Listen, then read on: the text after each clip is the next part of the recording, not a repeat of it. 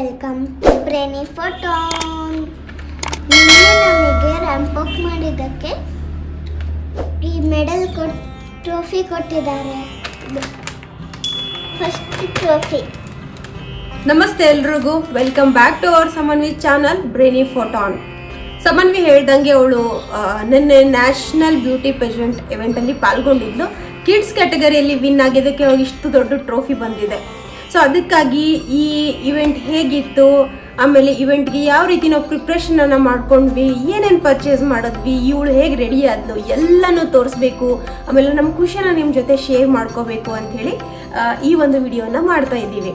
ಅದಕ್ಕಿಂತ ಮುಂಚೆ ಸಮನ್ವಿ ಪಾಲ್ಗೊಂಡಿದ್ದಂತಹ ಇವೆಂಟ್ ಆದ India top star models by Aneesh Creations, ಆ ಟೀಮ್ಗೆ ನಾವು ತುಂಬ ಥ್ಯಾಂಕ್ಸ್ ಹೇಳೋಕ್ಕೆ ಇಷ್ಟಪಡ್ತೀವಿ. ಆಮೇಲೆ ಅದರ ರೂವಾರಿ ಆದಂಥ ಅನೀಶ್ ಸರ್ ಇವರಿಗೆ ತುಂಬ ಹೃದಯದ ಧನ್ಯವಾದಗಳನ್ನು ಹೇಳಕ್ಕೆ ಇಷ್ಟಪಡ್ತೀನಿ.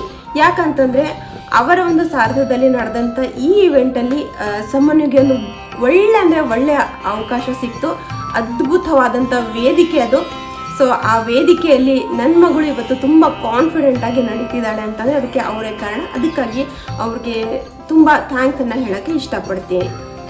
ಸೊ ಈ ಒಂದು ವಿಡಿಯೋದಲ್ಲಿ ಕಂಪ್ಲೀಟ್ ಇವೆಂಟ್ ಹೇಗಿತ್ತು, ಇವಳ ಪ್ರಿಪ್ರೇಷನ್ ಹೇಗಿತ್ತು, ಆಮೇಲೆ ಇವಳು ಯಾವ ರೀತಿ ರೆಡಿ ಆದ್ಲು, ಯಾವ ರೀತಿ ಮೇಕಪ್ ಆಯಿತು, ಸೊ ನಾವು ಅದಕ್ಕೆ ಏನೇನು ಪರ್ಚೇಸ್ ಮಾಡ್ಕೊಂಡ್ವಿ ಅಂತ ತಿಳಿಸ್ತೀನಿ. ಬಟ್ ಅದಕ್ಕಿಂತ ಮುಂಚೆ ಎರಡು ನಾನು ಕ್ಲಾರಿಫಿಕೇಷನನ್ನು ಕೊಡಬೇಕು ನಿಮಗೆ. ಯಾಕಂತಂದರೆ ತುಂಬ ತಾಯಂದರು ನೋಡ್ತಿರ್ತೀರಿ, ಆಮೇಲೆ ತುಂಬ ಜನ ಮಕ್ಕಳನ್ನು ನೀವು ಈ ಒಂದು ರ್ಯಾಂಪ್ ವಾಕು, ಫ್ಯಾಷನ್ ಶೋಗೆ ಪಾರ್ಟಿಸಿಪೇಟ್ ಮಾಡಬೇಕು ಅಂತಿರತ್ತೆ. ಬಟ್ ಒಂದು ಎರಡು ಕಾರಣಕ್ಕೆ ನೀವು ಹಿಂಜರಿತಿರ್ತೀರಿ. ಇವನ್ ನಾನು ಕೂಡ ಮೊದಲು ಅದೇ ಕಾರಣಕ್ಕೆ ಹಿಂಜರಿತಿದ್ದೆ. ಯಾವುದು ಆ ಕಾರಣ ಅಂತಂದರೆ, ಫ್ಯಾಷನ್ ಇಂಡಸ್ಟ್ರಿ ಮತ್ತು ಈ ರ್ಯಾಂಪ್ ವಾಕ್ ಅನ್ನೋದು, ಮಾಡಲಿಂಗ್ ಅನ್ನೋದು ನಮ್ಮ ಮಧ್ಯಮ ವರ್ಗದವ್ರಿಗಲ್ಲ. ಸೊ ಇದು ಮಕ್ಕಳನ್ನ ಆ ಫೀಲ್ಡ್ಗೆ ತರಬಾರ್ದು ನಾವು ಅಂತ ಯೋಚನೆ ಮಾಡ್ತಿರ್ತೀವಿ. ಬಟ್ ಖಂಡಿತವಾಗಿಯೂ ತಪ್ಪು ಇದು. ಸೊ ಇದು ಏನಂತಂದರೆ, ನನ್ನ ಪ್ರಕಾರ ಸಮನ್ವಿನಲ್ಲಿ ನಾನು ಇತ್ತೀಚೆಗೆ ನೋಡ್ದಂಗೆ ಅವಳಲ್ಲಿ ತುಂಬಾ ಕಾನ್ಫಿಡೆನ್ಸನ್ನು ಕೊಟ್ಟಿದೆ. ಅವಳು ಯಾವುದೇ ವೇದಿಕೆಗೆ ಹಿಂಜರಿದೇ ಹೋಗ್ತಾಳೆ, ಆರಾಮಾಗಿ ವಾಕ್ ಮಾಡ್ತಾಳೆ, ಆಮೇಲೆ ಆರಾಮಾಗಿ ಡ್ಯಾನ್ಸ್ ಮಾಡ್ತಾಳೆ, ಆರಾಮಾಗಿ ಎಲ್ಲರ ಜೊತೆ ಮಾತಾಡ್ತಾಳೆ. ಸೊ ಅಟ್ಲೀಸ್ಟ್ ಒಂದು 10 to 12 ಇಯರ್ಸ್ವರೆಗೂ ನಾವು ನಮ್ಮ ಮಕ್ಕಳನ್ನು ಈ ರೀತಿ ಶೋಗಳಲ್ಲಿ ಪಾರ್ಟಿಸಿಪೇಟ್ ಮಾಡೋದಕ್ಕೆ ಯಾವುದೇ ರೀತಿಯಾದಂಥ ತೊಂದರೆ ಇಲ್ಲ. ಸೊ ನಾನು ಕೂಡ ಮೊದಲು ನಿಮ್ಮ ಥರನೇ ಹೆದರಿದ್ದೆ, ಫ್ಯಾಷನ್ ಇಂಡಸ್ಟ್ರಿ ನಮಗಲ್ಲ ಅಂಥೇಳಿ.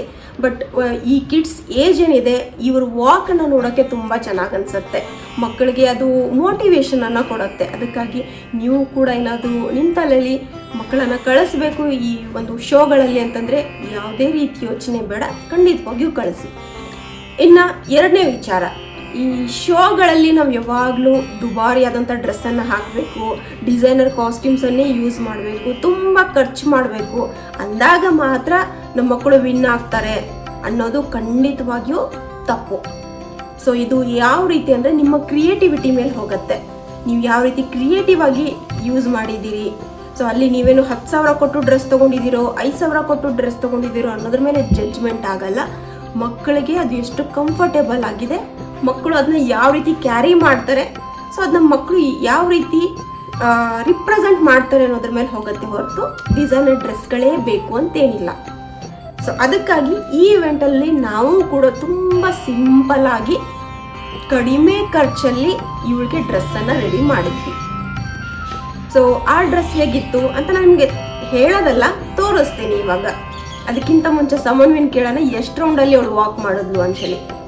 ಸಮನ್ವಿ, ಅವ್ಳಿಗೆ ಹೇಳು, ಎಷ್ಟು ರೌಂಡಲ್ಲಿ ನೀನು ವಾಕ್ ಮಾಡಿದ್ದು? 2 ರೌಂಡು.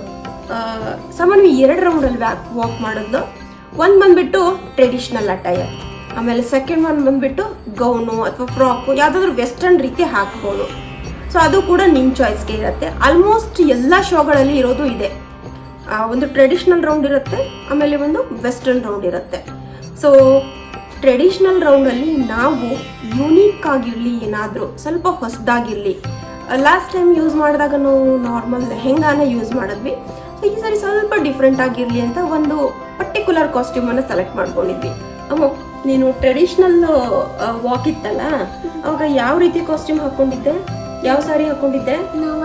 ನವಾರಿ ಸಾರಿ, ಮಹಾರಾಷ್ಟ್ರೀಯನ್ ಲುಕ್ಕಲ್ಲಿ ತೋರಿಸ್ಬೇಕು ಅಂಥೇಳಿ. ನಾವು ಕಾಸ್ಟ್ಯೂಮನ್ನು ಸೆಲೆಕ್ಟ್ ಮಾಡ್ಕೊಳ್ಳೋವಾಗಲೂ ಅಷ್ಟೇ ತುಂಬ ಯುನೀಕ್ ಆಗಿರುವಂಥದ್ದು, ಅಂದರೆ ಜಾಸ್ತಿ ಜ್ಯುವೆಲರಿ ಯೂಸ್ ಮಾಡೋಕ್ಕಾಗುವಂಥದ್ದನ್ನು ನೀವು ಸೆಲೆಕ್ಟ್ ಮಾಡಿಕೊಂಡ್ರೆ ರಿಪ್ರೆಸೆಂಟೇಷನ್ ಚೆನ್ನಾಗಿರುತ್ತೆ.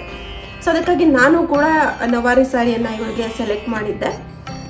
ನವಾರಿ ಸ್ಯಾರಿ ಆ್ಯಕ್ಚುಲಿ ನಾವು ಪರ್ಚೇಸ್ಗೆ ಅಂತ ಹೋದರೆ ತುಂಬ ಕಾಸ್ಟ್ಲಿ ಆಗುತ್ತೆ. ಆಮೇಲೆ ಸ್ಟಿಚಿಂಗ್ ಕೂಡ ಅಷ್ಟೇ, ನೀವು ಡಿಸೈನರ್ ಕಡೆ ಹೋದರೆ ತುಂಬಾ ಕಾಸ್ಟ್ಲಿ ಆಗುತ್ತೆ. ನೀವು ಪರ್ಚೇಸಿಂಗ್ ಒಂದು 2000-2500 ಆ ರೇಂಜಲ್ಲಿ ಬರುತ್ತೆ. ಅದಕ್ಕಾಗಿ ನಾವೇನು ಮಾಡ್ಕೊಂಡ್ವಿ ಅಂತಂದರೆ, ಮನೆಯಲ್ಲೇ ಒಂದು ಸಾರಿ ಇತ್ತು, ಡಾರ್ಕ್ ಕಲರ್ ಆದಷ್ಟು ಪ್ರಿಫರ್ ಮಾಡ್ಕೊಳ್ಳಿ. ಸೊ ಇದು ನಾನು ನಿಮ್ಗೆ ತೋರಿಸ್ತೀನಿ. ಸೊ ಇದು ನವಾರಿ ಸಾರಿ. ಮನೇಲೇ ಇರುವಂಥ ಒಂದು ಸಾರಿನ ಲೋಕಲ್ ಇರುವಂಥ ಟೇಲರ್, ಅಂದರೆ ನಾರ್ಮಲ್ ಟೇಲರ್ ಹತ್ರ ನೀವು ಯಾವ ರೀತಿ ಬೇಕು ಅಂತೇಳಿ ಹೇಳಿದ್ರೆ ಅವ್ರು ಹೊಲ್ದು ಕೊಡ್ತಾರೆ. ಇದನ್ನ ಡಿಸೈನರ್ ಕಾಸ್ಟ್ಯೂಮೇ ಆಗಬೇಕು ಅಂತೇನಿಲ್ಲ. ಸೊ ಇದು ನೋಡ್ಬೋದು ನೀವು, ನವಾರಿ ಸಾರಿ. ಆಮೇಲೆ ಆದಷ್ಟು ಮಕ್ಕಳಿಗೆ ಇವನ್ ಸಾರಿ ಏನಾದರೂ ನೀವು ಸೆಲೆಕ್ಟ್ ಮಾಡಿಕೊಂಡ್ರೆ ಟೈ ಮಾಡೋಕ್ಕೆ ಹೋಗಬೇಡಿ, ಯಾಕಂದರೆ ಅವ್ರು ವಾಕ್ ಮಾಡೋವಾಗ ಕಿತ್ತು ಬೀಳೋ ಚಾನ್ಸಸ್ ಇರುತ್ತೆ. ಅದಕ್ಕೆ ಈ ಥರ ಸ್ಟಿಚ್ಡ್ ಆದರೆ ಆರಾಮಾಗಿ ವಾಕ್ ಮಾಡ್ತಾರೆ. ನೀವು ನೆಕ್ಸ್ಟು ನೋಡ್ಬೋದು ಸಮನ್ವಿ ಇದು ಹಾಕೊಂಡು ಎಷ್ಟು ಈಸಿಯಾಗಿ ಕ್ಯಾರಿ ಮಾಡಿದ್ದಾಳೆ ಅಂಥೇಳಿ. ಸೊ ಇದನ್ನ ನಾರ್ಮಲ್ ಸ್ಯಾರಿನಲ್ಲಿ ಸಾರಿ ಪ್ರೈಸ್ ಬಂದ್ಬಿಟ್ಟು ಒಂದು 500 ಆಗಿತ್ತಷ್ಟೇ. ನಾರ್ಮಲ್ ಇರುವಂಥ ಸ್ಯಾರಿ, ಸ್ವಲ್ಪ ಡಾರ್ಕ್ ಕಲರ್ದು. ಆಮೇಲೆ ಸ್ಟಿಚಿಂಗಿಗೂ ಕೂಡ ಏನಿಲ್ಲ, ಒಂದು 700-600 ಆ ರೇಂಜಲ್ಲಿ ತೊಗೊಂಡಿದ್ದಾರೆ. ಸೊ ಅದಕ್ಕೆ ನನಗೆ 1100 ಒಳಗಡೆ ಈ ಕಾಸ್ಟ್ಯೂಮ್ ಮುಗೀತು. ಸೊ ಇನ್ನು ಕಾಸ್ಟ್ಯೂಮ್ ಆಯಿತು. ಇದಕ್ಕೆ ಇನ್ನು ಜ್ಯುವೆಲರೀಸ್ ಅಂತೂ ಆಲ್ಮೋಸ್ಟ್ ಇವಾಗ ನಾವೆಲ್ಲ ತೊಗೊಂಡೇ ಇರ್ತೀವಿ. ಲಾಂಗ್ ಚೈನ್ ಇರ್ಬೋದು, ಆಮೇಲೆ ಚಿಕ್ಕ ಥರ ಇರ್ಬೋದು. ಸೊ ಮನೆಯಲ್ಲಿರುವಂಥ ಕಾಸ್ಟ್ಯೂಮ್ಸನ್ನೇ ನಾನು ಯೂಸ್ ಮಾಡಿರೋದು, ಲೈಕ್ ಜ್ಯುವೆಲರೀಸನ್ನೇ. ಮಹಾರಾಷ್ಟ್ರ ಅಂತ ಬಂದಾಗ ಕೆಲವೊಂದಿಷ್ಟು ಅವ್ರದ್ದು ಯುನೀಕ್ ಆಗಿರುವಂಥ ಜ್ಯುವೆಲರೀಸನ್ನು ಯೂಸ್ ಮಾಡ್ತಾರೆ, ಮೇನ್ಲಿ ಅಂತಂದರೆ ಪರ್ಲ್ ರಿಲೇಟೆಡ್. ಸೊ ಈ ಪರ್ಲ್ ಸರ ಅನ್ನೋದು ತುಂಬ ಇಂಪಾರ್ಟೆಂಟ್ ಆಗುತ್ತೆ. ಇದು ಕೂಡ ನಮ್ಮ ಮನೇಲಿತ್ತು, ಅದಕ್ಕಾಗಿ ಇದನ್ನೇ ಯೂಸ್ ಮಾಡಿದ್ದು. ಆಮೇಲೆ ಇದೊಂದು ಲಾಂಗ್ ಚೈನು, ಇದನ್ನು ಯಾವುದೋ ಒಂದು ಅಕೇಶನಲ್ಲಿ ಪರ್ಚೇಸ್ ಮಾಡಿದ್ದು. ಸೊ ಅದಕ್ಕಾಗಿ ಇದನ್ನೇ ಯೂಸ್ ಮಾಡ್ಕೊಂಡಿದ್ದೀವಿ. ನೆಕ್ಸ್ಟ್ ಬಂದುಬಿಟ್ಟು ಅವರು ಕುತ್ತಿಗೆಗೆ ಅಂದರೆ ನೆಕ್ಗೆ ಹಾಕೋ ಅಂಥ ಒಂದು ಈ ಟಿಕ್ಕಿ ಅಂತ ಹೇಳಿದ್ದೀವಿ, ಇದನ್ನ ಮಹಾರಾಷ್ಟ್ರ ಟಿಕ್ಕಿ. ಸೊ ಇದು ಕೂಡ ಮೇಜರ್ ಅವ್ರದ್ದು ಜ್ಯುವೆಲರಿ, ಇದನ್ನು ಹಾಕಲೇಬೇಕು. ಇದೇನು ತುಂಬ ಕಾಸ್ಟ್ಲಿ ತೊಗೋಬೇಕು ಅಂತೇನಿಲ್ಲ. ಇದು ನಮಗೆ 50-100 ರುಪೀಸ್ಗೂ ಸಿಗುತ್ತೆ ಲೋಕಲ್ ಮಾರ್ಕೆಟಲ್ಲಿ. ಇದನ್ನು ನಾವು ತೊಗೋಬೋದು. ಸೊ ಇದು ಕೂಡ ಅಷ್ಟೇ, ಮೋಸ್ಟ್ಲಿ 110 ಅಥವಾ 100 ಅಷ್ಟೇ ಇದೆ. ಸೊ ಅದನ್ನ ತೊಗೊಂಡಿರೋದು. ಆಮೇಲೆ ಅವ್ರದ್ದು ಜ್ಯುವೆಲರೀಸು ಲೈಕ್ ಇಯರಿಂಗ್ಸು ಹೆಚ್ಚಾಗಿ ಅವರು ಮುತ್ತಿನ ಜುಮ್ಕಿನ ಯೂಸ್ ಮಾಡ್ತಾರೆ ಮಹಾರಾಷ್ಟ್ರದವರು. ಸೊ ಅದಕ್ಕಾಗಿ ಆಲ್ರೆಡಿ ಇರೋವಂಥ ಮುತ್ತಿನ ಜುಮ್ಕಿನ ನಾನು ಯೂಸ್ ಮಾಡಿದ್ದೀನಿ. ಆಮೇಲೆ ಬಂದುಬಿಟ್ಟು ಬಾಜು ಇದನ್ನು ನಾವು ಮೀಶೋನಲ್ಲಿ ತರಿಸಿದ್ದು. ಮೀಶೋನಲ್ಲಿ ನಮ್ಗೆ ಇವಾಗ ಒಂದು 200-220ವರೆಗೂ ಸಿಗುತ್ತೆ. ಸೊ ಈ ರೀತಿ ಬಾಜು ಬೇಕೇ ಆಗುತ್ತೆ, ಅದಕ್ಕೆ ಇದನ್ನು ತರಿಸಿರೋದು. ಇನ್ನು ಮಹಾರಾಷ್ಟ್ರ ಅಂತ ಬಂದರೆ ಅವ್ರದ್ದೊಂದು ಮಿಸ್ ಮಾಡದೇ ಇರೋವಂಥ ಜ್ಯುವೆಲರಿ ಇದೆ. ಯಾವುದು ಅಂತಂದರೆ ನತ್ತು. ಸಿಂಪಲ್ ಆಗಿರೋವಂಥ ನತ್ತಿದು, 50 ರುಪೀಸ್ ಕೊಟ್ಟು ತೊಗೊಂಡಿರೋದು. ಈ ನತ್ತು ಸಮನ್ವಿ ಯೂಸ್ ಮಾಡಿದ್ದಾಳೆ. ನತ್ತನ್ನಂತೂ ಮಿಸ್ ಮಾಡಲೇಬಾರ್ದು ಮಹಾರಾಷ್ಟ್ರೀಯನ್ ಲುಕ್ಗೆ. ಸೊ ನತ್ತು ಇಷ್ಟೇ ನಾವು ಯೂಸ್ ಮಾಡಿರೋದು. ಆಮೇಲೆ ಒಂದು ಯಾವುದೋ ಅಕೇಶನ್ ತೊಗೊಂಡು ಸಿಂಪಲ್ ಆಗಿರುವಂಥ ಒಂದು ರಿಂಗು, ಇದು 50 ರುಪೀಸ್. ಸೊ ಈ ರೀತಿ ರಿಂಗು ಕೈಯಲ್ಲಿ ಮಕ್ಕಳ ಕೈಯಲ್ಲಿ ಹಾಕಿದ್ರೆ ತುಂಬ ಅಂದರೆ ಅದು ಹೈಲೈಟ್ ಆಗಿ ಕಾಣಿಸುತ್ತೆ, ಅದಕ್ಕೆ ಈ ರಿಂಗನ್ನು ನಾನು ಯೂಸ್ ಮಾಡಿರೋದು. ಆಮೇಲೆ ಈ ರೀತಿ ಒಂದು ಸೊಂಟದ ಡಾಬು. ಸೊ ಇದು ಇಲಾಸ್ಟಿಕ್ ಇರೋದ್ರಿಂದ ಮಕ್ಕಳಿಗೆ ಯಾವ ರೀತಿ ಬೇಕಾದರೂ ನಾವು ಹಾಕ್ಬೋದು. ಸೊ ಇದೊಂದು ಇಷ್ಟೇ ಜ್ಯುವೆಲರೀಸ್ ನಾನು ಯೂಸ್ ಮಾಡಿರೋದು ಇವಳ ಒಂದು ಮಹಾರಾಷ್ಟ್ರೀಯನ್ ಲುಕ್ಗೆ. ಸೊ ನೀವು ಅಲ್ಲಿ ನೆಕ್ಸ್ಟ್ ವಿಡಿಯೋ ಕಂಟಿನ್ಯೂ ಮಾಡ್ತಾ ನೋಡಿ ಅವಳ ಲುಕ್ ಯಾವ ರೀತಿ ಪರ್ಫೆಕ್ಟಾಗಿ ಬಂದಿದೆ ಅಂಥೇಳಿ. ಆಮೇಲೆ ಬಣ್ಣು, ಹೇರ್ ಸ್ಟೈಲ್ಗಂತ ಬಂದಾಗ ಬಣ್ಣು ತುಂಬ ಇಂಪಾರ್ಟೆಂಟ್ ಆಗುತ್ತೆ. ಇನ್ನೊಂದು ಅವರು ಮಹಾರಾಷ್ಟ್ರ ಒಂದು ಲುಕ್ ಅಂತ ಬಂದಾಗ ಈ ಥರದ್ದು ಬ್ಯಾಗ್ಸನ್ನು ಅವರು ಸೈಡ್ಗೆ ಇಟ್ಕೊಂಡಿರ್ತಾರೆ. ಆ್ಯಕ್ಚುಲಿ ಇದು ಹಳೆ ಕಾಲದಲ್ಲಿ ನಾಣ್ಯ ಎಲ್ಲ ಹಾಕಿ ಇಟ್ಕೊಳ್ತಾ ಇದ್ರು, ಬಟ್ ಇವಾಗ ನಾಣ್ಯ ಗಿನ್ಯ ಎಲ್ಲ ಹಾಕಿದ್ರೆ ವೇಟ್ ಇರುತ್ತೆ, ಆಗಲ್ಲ. ಸೊ ಅದಕ್ಕೆ ಅದು ನಾರ್ಮಲ್ ಮನೇಲಿ ಏನೋ ಒಂದು ಬ್ಯಾಗ್ ಇತ್ತು, ಸುಮ್ಮನೆ ಹಾಕೋಣ ಅಂತ ಯೂಸ್ ಮಾಡಿದ್ದೆ, ಬಟ್ ಅದು ತುಂಬ ಹೈಲೈಟಾಗಿ ಕಾಣಿಸಿದೆ. ಸೊ ಇದನ್ನು ಒಂದು ಯೂಸ್ ಮಾಡಿದ್ದೆ. ಇಷ್ಟು ಜ್ಯುವೆಲರಿನ ನಾನು ಟ್ರೆಡಿಷ್ನಲ್ ವೇರ್ಗೆ ಇವ್ರಿಗೆ ಯೂಸ್ ಮಾಡಿದ್ದು. ಆಮೇಲೆ ಅದು ಬಿಟ್ಟರೆ ನಾರ್ಮಲ್ ಬ್ಯಾಂಗಲ್ಸು, ಸ್ವಲ್ಪ ದಪ್ಪ ಇರೋವಂಥ ಬ್ಯಾಂಗಲ್ಸನ್ನು ಯೂಸ್ ಮಾಡಿದ್ರೆ ತುಂಬ ಯುನೀಕಾಗಿ ಕಾಣಿಸುತ್ತೆ. ಸೊ ನೀವು ನೋಡ್ತಾ ಮುಂದೆ ವಿಡಿಯೋದಲ್ಲಿ ನೋಡ್ತೀರಿ ಇವಳ ಲುಕ್ ಹೇಗಿದೆ ಅಂತೇಳಿ. ಈ ಟ್ರೆಡಿಷ್ನಲ್ಗೆ ಸ್ವಲ್ಪ ಖರ್ಚು ಮಾಡಿದ್ದೀನಿ. ಬಟ್ ಇನ್ನು ವೆಸ್ಟರ್ನ್ ರೌಂಡ್ ಬಂದರೆ ಏನೂ ಜಾಸ್ತಿ ಖರ್ಚಿಲ್ಲ. ಅದನ್ನು ಕೂಡ ನಾನು ನಿಮಗೆ ತೋರಿಸ್ತೀನಿ.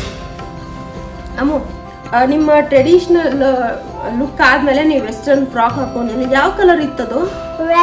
ರೆಡ್.